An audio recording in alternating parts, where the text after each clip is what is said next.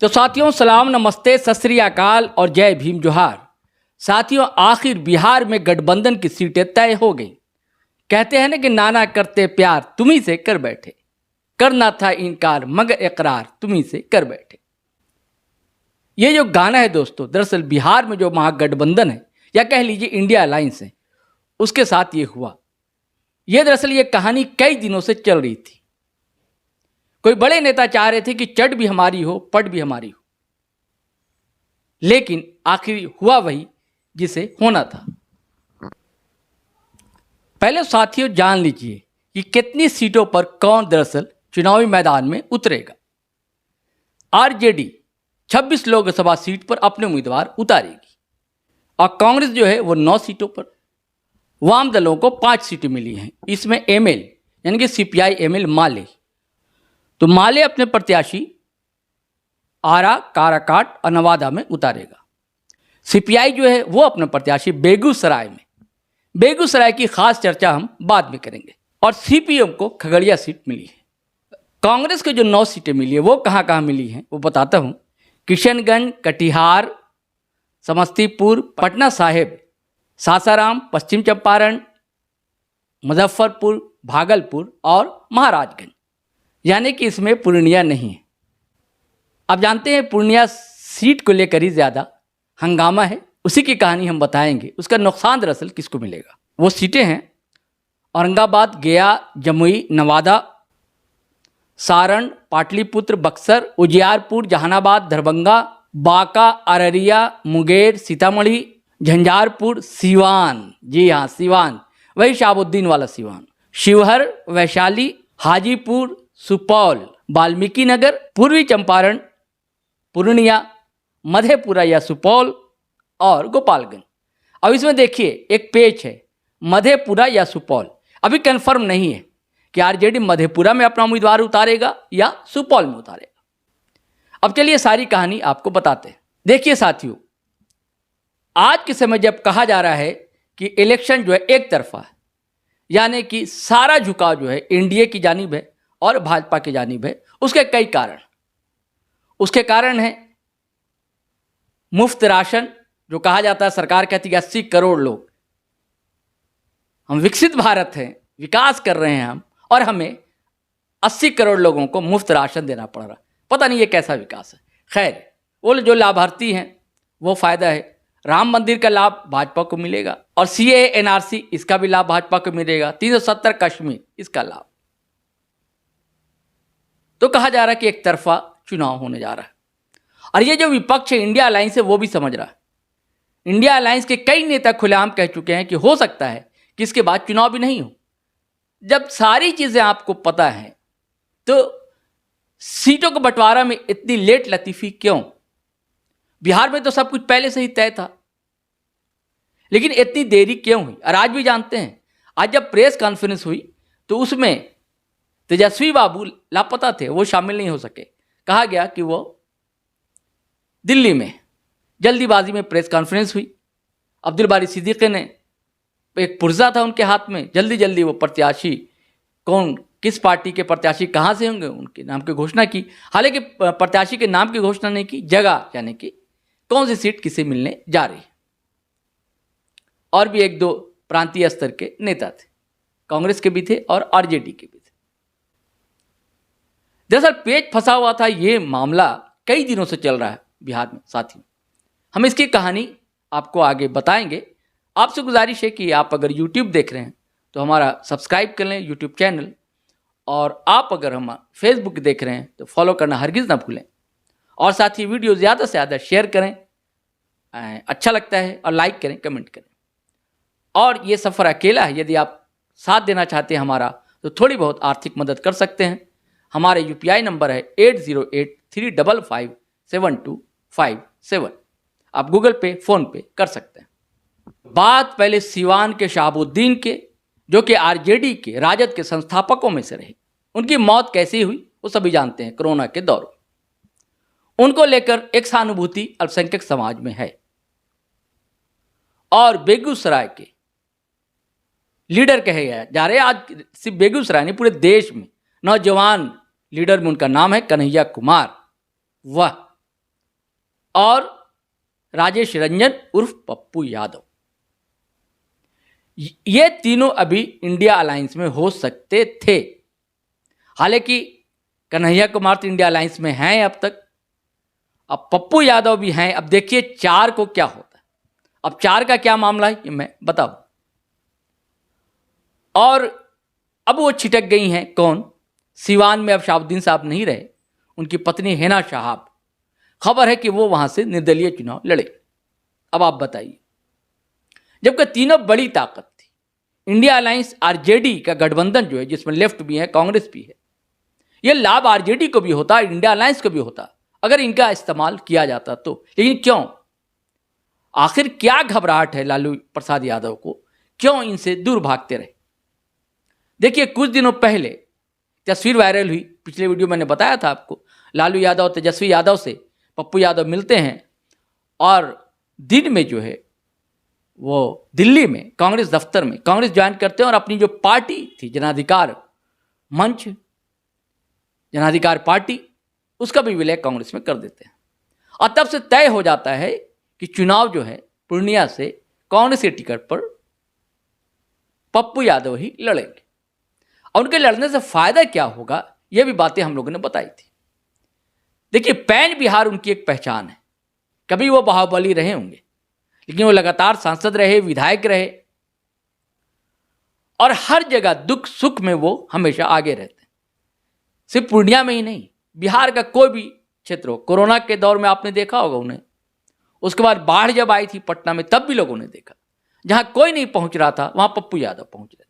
वो कहते हैं ना कि जहां ना पहुंचे रवि वहां पहुंचे कवि, इसी स्टाइल में पप्पू यादव हर जगह हाजिर रहते थे। तो इनकी पहचान जो है सिर्फ यादव समाज नहीं, मैंने कहा ना पैन बिहार, हर वर्ग में इनके समर्थक हैं, इनके लोग हैं, इनका जनाधार है चिटपुट सभी जगह। अब ये बात दिगर है कि ये फिर लगातार सांसद हुए फिर क्यों हार गए, ये सब तो राजनीति में और चुनाव में होता रहता है। और साथ ही ये लगातार 2 महीने से तैयारी कर रहे थे, प्रणाम पूर्णिया के नाम से अभियान पूर्णिया में चला रहे थे, ये तय था। लेकिन हुआ क्या कि आरजेडी ने गिलानी की लालू प्रसाद यादव ने, जो जदयू से आई बीमा भारती, अभी अभी जदयू से आई है, राजद में राजद ज्वाइन किया, उनको वहां से टिकट दे दिया गया। अब ये कोई भी कह सकता है कि बीमा भारती जो है पप्पू यादव के सामने कुछ भी नहीं, बहुत ही कमजोर और बहुत ही लचर उम्मीदवार है, प्रत्याशी, और उनका हारना तय है। क्योंकि अब पूर्णिया में अगर मान लीजिए नहीं लड़ते हैं पप्पू यादव, तब भी वो समर्थन तो अब नहीं करेंगे, खुले मन से तो वो नहीं करेंगे। और अगर उनको टिकट दी जाती, वो चुनाव लड़ते इंडिया अलायंस के बतौर प्रत्याशी, तो उसका असर सीमांचल में भी पड़ता, कोसी में पड़ता, आसपास के जितने इलाके, सुपौल है, चंपारण है, शिवहर कह लीजिए, मधेपुरा कह लीजिए, पूर्णिया में तो पड़ता ही। मुझे लगता है कि 8-10 लोकसभा सीटों पर इंडिया अलायंस के लिए प्रचार प्रसार जरूर करते और उसका असर देखने को मिलता हमें रिजल्ट में, लेकिन ऐसा नहीं हुआ।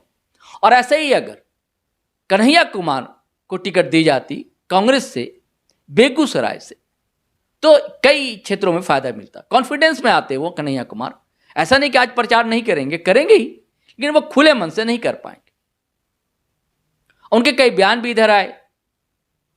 और देखिए शहाबुद्दीन साहब तो रहे नहीं, अब उनकी पत्नी हिना शहाब, अगर आरजेडी उनको टिकट दे देती तो उस क्षेत्र में फायदा जो है पप्पू यादव और हिना शहाब यानी शहाबुद्दीन, इन दोनों का जो असर था है, आज भी असर है, ऐसा नहीं, तो इसका लाभ आरजेडी यानी कि इंडिया अलायंस उठा सकता था।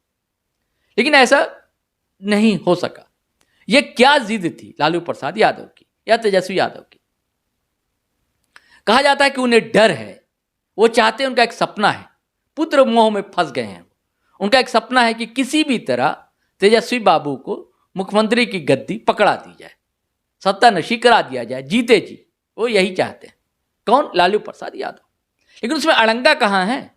पप्पू यादव ने तो ये बयान दिया लगातार कि हमारे गार्जियन है, हमारे पिता तुल्य हैं, और तेजस्वी यादव हमारे भाई के जैसे हैं, हमारी लड़ाई है 24 में या 25 में भी, और हम मुख्यमंत्री बनाएंगे, ये भी कहा उन्होंने।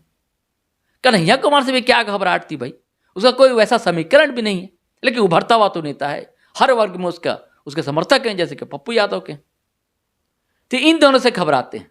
और उधर शहाबुद्दीन का लड़का जो उसामा, वो भी तेजी से उभरता हुआ लीडर सीवान के क्षेत्र में।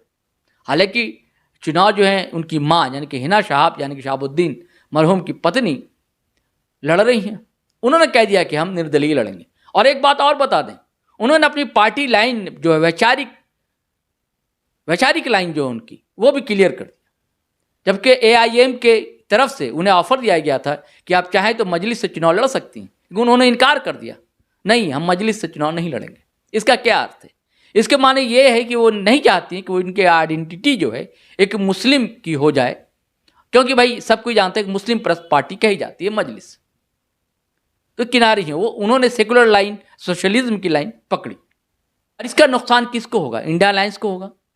देखिए, इंडिया अलायंस का जो मकसद है या RJD का जो मकसद अब तक जो सामने आया है, देखिए सामने की बात कर रहा हूं मैं, बिटवीन द लाइन की बात नहीं कर रहा हूं, वो ये आया कि दोनों दरअसल भाजपा को हराना चाहते, यही है ना मकसद। तो फिर जब हराने की बातें आती है तो आदमी सोच समझकर मजबूत प्रत्याशी क्षेत्र में उतारता है। कौन कहेगा भाई कि हिना शहाब वहां से मजबूत नहीं है, या कौन कहेगा कि पूर्णिया से मजबूत नहीं है पप्पू यादव, या कौन कहता कि कन्हैया कुमार मजबूत नहीं थे। देखिए, पिछले बार जो 2019 में कन्हैया कुमार हारे, क्योंकि RJD ने भी तनवीर हसन साहब को उतार दिया था वहां से।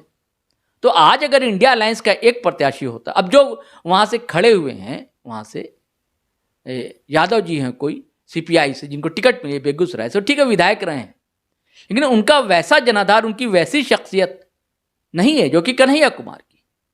पैन इंडिया लोग जानते हैं कन्हैया कुमार को और हिना शहाब को और पप्पू यादव को भी, तो ये फायदा उठा सकते थे, लेकिन नहीं हुआ। देखिए, अचानक क्या हुआ लालू प्रसाद यादव को, जो रैली हुई जन विश्वास रैली पटना में, तो उससे बड़ा उत्साहित हो गया। उत्साहित होना ही चाहिए था, बहुत भीड़ उमड़ी थी। उससे पहले भी तेजस्वी यादव जहां जहां जा रहे थे भीड़ हो रही थी, ये अच्छी बात है, ये अच्छे संकेत थे। लेकिन चुनाव जो है गठबंधन मिलजुल कर लड़ा जाता है। आप एनडीए को देखिए, भाजपा को देखिए, वो छोटे से छोटे दल को अपने साथ मिलाते हैं, उनसे बात करते हैं, समझौते करते हैं और चुनाव में उतरते हैं। आप देख रहे होंगे एनडीए ने सारे प्रत्याशियों की घोषणा कर दी है, उसमें छोटे दल भी हैं, ना नुक्कड़ होकर सभी लोग मान गए। यहां भी ऐसा हो सकता था, ऐसा नहीं कि नहीं हो सकता था। लालू प्रसाद यादव चाहते तो हो सकता था, क्योंकि देखिए पहले तय था कि जिस इलाके में, जिस स्टेट में, राज्य में जो दल बड़ा होगा उसकी सुनी जाएगी। ठीक, अच्छी बात है, लेकिन इसका मतलब यह नहीं था कि वो दल तानाशाही करेगा। उत्तर प्रदेश में देखिए अखिलेश यादव मान गए, 19 सीट दी ना, वहां से 17 या 19 सीट दी है कांग्रेस को। तो यहां भी ठीक, आपने 9 सीट दी, लेकिन वो सीट जैसे औरंगाबाद आपको देना चाहिए था, पूर्णिया आपको देना चाहिए था, अब बेगूसराय आपको देना चाहिए था कांग्रेस को, आपने नहीं दिया। अब पूर्णिया में क्या खुन्नस है भाई पप्पू यादव से, क्या दिक्कत है? आपको तो गार्जियन मानते हैं। हालांकि देखिए, मैंने कहा था 4 तारीख की बात, पप्पू यादव ने कहा कि 4 तारीख को तो हम लड़ेंगे। उनके कई बयान आए, इधर ट्वीट भी आए, जब घोषणा होगी उसके बाद भी ट्वीट आए उनके, आप देख रहे हैं। अब पहले भी कह रहे थे माँ है हमारी पूर्णिमा, हम मर जाएंगे पूर्णिया नहीं छोड़ेंगे, और कांग्रेस भी नहीं छोड़ेंगे। उनका एक और बयान आया कि अगर मर जाएंगे हम तो हमारा शव जो है कांग्रेस के झंडे से ही लिपट कर जाएगा, यानी कि वो कांग्रेस नहीं छोड़ने वाले। लेकिन अगर कांग्रेस नहीं छोड़ेंगे, कांग्रेस ने सिंबल नहीं दिया, आरजेडी ने बीमा भारती को पूर्णिया से सिंबल दे दिया, तो पप्पू यादव कैसे लड़ेंगे चुनाव? क्या निर्दलीय लड़ेंगे? जब निर्दलीय लड़ेंगे तो फिर तो कांग्रेस के छोड़ने की बात हो ही गई। लेकिन खबर यह है, जिस कॉन्फिडेंस से पप्पू यादव बयान दे रहे हैं वो ये है कि शायद कांग्रेस उनको सिंबल देने जा रही, क्योंकि देखिए प्रियंका गांधी के कहने पर वो शामिल हुए, अपनी पार्टी को विलय कांग्रेस में किया पप्पू यादव। तो क्या सिंबल मिल जाएगा इन्हें? अब देखिए 4 तारीख को देखने की बात है, और अगर सिंबल मिल जाता है, चुनाव लड़ते हैं, तो 2 की लड़ाई में क्या तीसरों को फायदा नहीं होगा वहां पूर्णिया में? और जब नाक का सवाल हो गया है, तो अब राजेश रंजन यानी कि पप्पू यादव क्या पूर्णिया छोड़कर किसी दूसरी जगह भी प्रचार करने जा सकेंगे? और क्या उनका मन होगा कि आरजेडी के प्रत्याशी के लिए प्रचार में वो जाएंगे? हालांकि वो कह रहे हैं कि हम कांग्रेस के लिए लड़के, ठीक कांग्रेस के लिए कह रहे हैं, इंडिया अलायंस की बात अब नहीं कर रहे हैं, वो सीधे सीधे कांग्रेस की बात कर रहे हैं, कह रहे हैं कि मुझे राहुल गांधी को प्रधानमंत्री बनाना है और 40 के 40 सीट दिलाना है उनकी झोली में। हालांकि 40 सीट पर तो अभी कांग्रेस लड़ नहीं रही, इंडिया अलायंस ही लड़ रहा है, क्योंकि देखिए अकेले हो गए हैं वो वहां पर, तो वो पूर्णिया छोड़ना पसंद नहीं करेंगे कि दूसरी जगह प्रचार प्रसार में जाए। और अगर समझौता हो गया होता, अलायंस हो गया होता अगर, और पप्पू यादव को टिकट मिल गई होती कांग्रेस से और आरजेडी यानी कि लालू प्रसाद यादव, तेजस्वी यादव मान गए होते, तो इसका फायदा जो है और सीटों पर निसंदेह होता, और इसके अलावा आरजेडी को भी होता, इंडिया अलायंस को भी होता। क्या डर गए हैं क्या लालू प्रसाद यादव? कहा तो यह भी जा रहा है कि कहीं वो भी ईडी सीडी सीबीआई से तो नहीं डर गए, या भाजपा से कुछ समझौता तो अंदर खाने नहीं हो गया है। हालांकि ऐसा लगता नहीं, क्योंकि लालू यादव की पूरी पॉलिटिक्स जो रही है ना, कट्टरतावाद के खिलाफ रही है, सेकुलरिज्म के बेस रही है। हालांकि ऐसा भी नहीं कि उन्होंने भाजपा के साथ नहीं लिया है। पहली बार जब बिहार के मुख्यमंत्री बने थे तो भाजपा के सहयोग से ही बने थे मुख्यमंत्री। अब पता नहीं क्या है, क्या लाइन है उनकी, क्या करते हैं वो, लेकिन ये ऐतिहासिक भूल है। हमने पहले भी कहा था, ये बहुत बड़ी ऐतिहासिक भूल है लालू प्रसाद यादव ने की है, और इसका मलाल उनको आज नहीं तो कल होगा। चलिए साथियों, आज इतना ही, इजाजत दीजिए। जय हिंद, जय भारत। और आप अगर फेसबुक पर देख रहे हैं तो फॉलो कर लें हमारा पेज, और अगर आप यूट्यूब चैनल देख रहे हैं हमारा, सब्सक्राइब कर लें और बेल आइकन दबाना हरगिज़ ना भूलें। धन्यवाद, शुक्रिया।